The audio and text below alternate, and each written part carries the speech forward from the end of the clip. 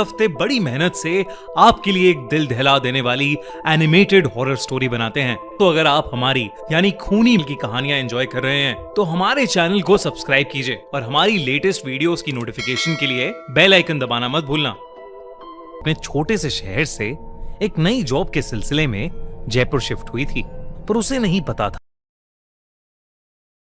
सबसे डरावना चैप्टर होगा। ऑफिस के पास ही एक छोटी सी सोसाइटी में उसे एक फ्लैट बड़े सस्ते रेंट पर मिल गया था, पर उस सोसाइटी के लोग बेहद अजीब थे। जब भी अनन्या कहीं भी जाती वो लोग उसे ऊपर से नीचे तक घूरते रहते। और तो और उस सोसाइटी की कोई मेड भी अनन्या के घर काम नहीं करना चाहती थी। अनन्या वहां के लोगों से थोड़ी परेशान थी, पर क्योंकि वो फ्लैट सस्ता था और ऑफिस के पास था तो उसने इन सब बातों पर ज्यादा ध्यान नहीं दिया। एक रात वो अपनी दोस्त मीरा से फोन पर बात कर रही थी। अचानक मीरा ने पूछा, अनु ये बच्चे के रोने की आवाज कहां से आ रही है? अनन्या कुछ पलों के लिए चुप होकर आवाज सुनने की कोशिश करने लगी, लेकिन उसे कोई आवाज नहीं आ रही थी। उस समय तो अनन्या ने इस बात पर ज्यादा ध्यान नहीं दिया, लेकिन जैसे जैसे दिन बीते जो भी अनन्या को रात में कॉल करता वो उससे यही पूछते कि उसके आसपास कोई बच्चा रो रहा है क्या, क्योंकि उन सबको किसी छोटे बच्चे के रोने की आवाज आती। अनन्या को अब ये बात बहुत अजीब लगने लगी थी। फिर एक रात कुछ ऐसा हुआ जिसने अनन्या को बुरी तरह डरा दिया। उस रात अनन्या गहरी नींद में सो रही थी। रात के करीब 1 बज रहे थे, तभी उसे किसी छोटे से बच्चे की जोर जोर से रोने की आवाज आई, जिससे उसकी नींद टूट गई। पर जैसे ही उसने आंखें खोली वो आवाज बंद हो गई। अनन्या ने चिल्लाकर पूछा, कौन है? कोई जवाब नहीं आया। फिर अचानक से एक धीमी सी हंसी की आवाज आई, जैसे कोई अनन्या का मजाक बना रहा हो। अनन्या ने उस आवाज की तरफ देखा तो वो चौंक उठी। उसने देखा कि कोई बहुत छोटा सा बच्चा उसके कमरे के दरवाजे के पीछे छुपा बैठा है। अनन्या ने जैसे ही उसकी तरफ देखा वो बाहर भागा। अनन्या उसके पीछे भागी, पर उससे अपने फ्लैट में कोई भी नहीं मिला।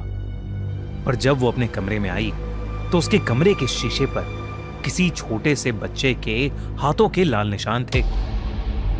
और जब उसने ध्यान से देखा तो वो लाल रंग खून का था। अनन्या बेहद डर गई थी। सुबह होते ही उसने बिल्डिंग के बाकी के लोगों से इस बारे में पूछा।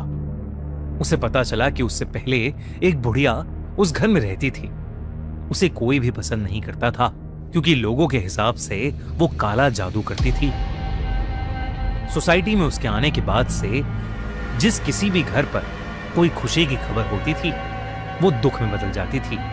कोई नई गाड़ी लेता था तो उस गाड़ी का अगले ही दिन एक्सीडेंट हो जाता था। किसी को जॉब में प्रमोशन मिलता तो उसकी तबीयत इतनी खराब हो जाती कि उसे जॉब ही छोड़नी पड़ती थी। और तो और वो बुढ़िया बिना बताए लोगों के घर से उनके छोटे छोटे बच्चे ले जाती थी और उनके साथ अजीबोगरीब बातें करती थी। कई बार तो बच्चे उसके घर में सोते हुए मिलते थे, जैसे शायद उसने बच्चों को नींद या बेहोशी की दवा खिलाई हो। सोसाइटी वाले उससे बहुत परेशान हो गए थे। सोसाइटी के सेक्रेटरी ने उससे लड़ाई भी की, लेकिन उस पर कोई असर नहीं हुआ। और एक बार तो किसी ने उसे पास के कब्रिस्तान से एक कब्र से कोई डेड बॉडी निकालते देखा, जिसे वो बाद में अपने घर ले गई। उसके बाद कुछ दिनों तक उसके घर से बहुत शोर आने लगा, जैसे वो कोई बहुत बड़ी पूजा कर रही हो। और फिर एक सुबह उनकी सोसाइटी के सेक्रेटरी का सर काटकर मर्डर कर दिया था। उसकी पूरी बॉडी पर किसी छोटे बच्चे के नोचने के निशान थे। उस दिन सोसाइटी वालों ने उस बुढ़िया को जोर जबरदस्ती से उसके घर से बाहर निकाल दिया, लेकिन वो उन सबको देखते हुए बस हंसती रही। बहुत हंगामा हुआ था उस दिन। जब ओनर ने घर के अंदर जाकर देखा तो घर के अंदर बहुत सारा तंत्र विद्या का सामान और एक छोटे लड़के का कंकाल मिला। लोग कहने लगे कि उस रात उस बुढ़िया ने काले जादू से एक कच्चा कलवा बनवाया था और उसी कच्चे कलवे ने उसे मारा था। इस इंसिडेंट के बाद काफी टाइम तक वो घर खाली था और उसके बाद अनन्या वहां रहने आई थी। ये सब सुनने के बाद अनन्या बहुत घबरा गई थी। वो अपने घर आई और कच्चा कलवा के बारे में ऑनलाइन पढ़ने लगी। उसे पता चला कि जब साल भर से छोटे बच्चे की मौत हो जाती है तो उसकी बॉडी जलाई नहीं जाती, बल्कि उसे दफनाया जाता है। कई काला जादू करने वाले लोग उसकी बॉडी को जमीन से निकालकर उसकी बॉडी पर कच्चा कलवा की साधना करते हैं, जिससे वो उस बच्चे की आत्मा को अपने वश में कर लेते हैं और अपना मन चाहा काम करवाते हैं। अनन्या ये सब पढ़कर चौंक गई थी। उसे ये सब बहुत ही खतरनाक लग रहा था। तभी अचानक से घर की लाइट चली गई और घर में अंधेरा हो गया। एकदम से उसे सांस लेने में दिक्कत होने लगी। उसे ऐसा लग रहा था जैसे कोई उसका गला दबा रहा है। पसीने में तरबदर वो किचन में एक गिलास पानी लेने गई तो उसके हाथों से गिलास छूट गया। उसने जब किचन की खिड़की में अपने आप को देखा तो उसके गले पर छोटे छोटे उंगलियों के निशान थे, जैसे किसी बच्चे ने उसका गला घोटने की कोशिश की हो। तभी उसे अपने कमरे से एक बहुत तेज आवाज आई, किसी छोटे से बच्चे के बहुत तेज रोने की आवाज। वो कमरे में गई तो वो आवाज कहीं ऊपर से आ रही थी। अनन्या ने ऊपर देखा तो उसके होश उड़ गए। उसकी कबर्ड के ऊपर से उसे धीरे धीरे दो हाथ बाहर आते दिखे और फिर एक बहुत ही खूंखार सा दिखने वाला बच्चे का चेहरा दिखा। ऐसा लग रहा था कि उस बच्चे का पूरा शरीर सड़ चुका है। उस बच्चे के नुकीले दांत और लंबे काले नाखून थे।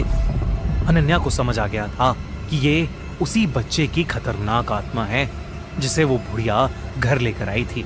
वो अनन्या को देखकर बहुत ही भयानक तरीके से मुस्कुरा रहा था। इससे पहले कि वो कुछ कर पाती, वो बच्चा अनन्या के ऊपर कूद पड़ा। अनन्या ने फौरन घर का दरवाजा खोला और लिफ्ट की तरफ भागी, पर लिफ्ट बंद पड़ी थी। उसने अपनी घर की तरफ देखा तो लिविंग रूम में वही भयानक बच्चा खड़ा था जो धीरे धीरे उसके करीब आ रहा था। अनन्या ने घबराकर अपने पड़ोसी के घर की बेल बजाई, पर कोई बाहर नहीं आया।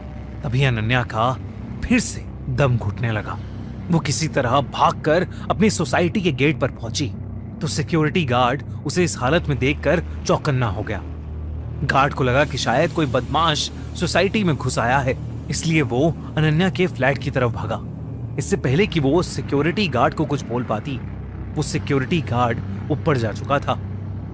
कुछ ही देर में अनन्या को उस गार्ड की चीख सुनाई दी।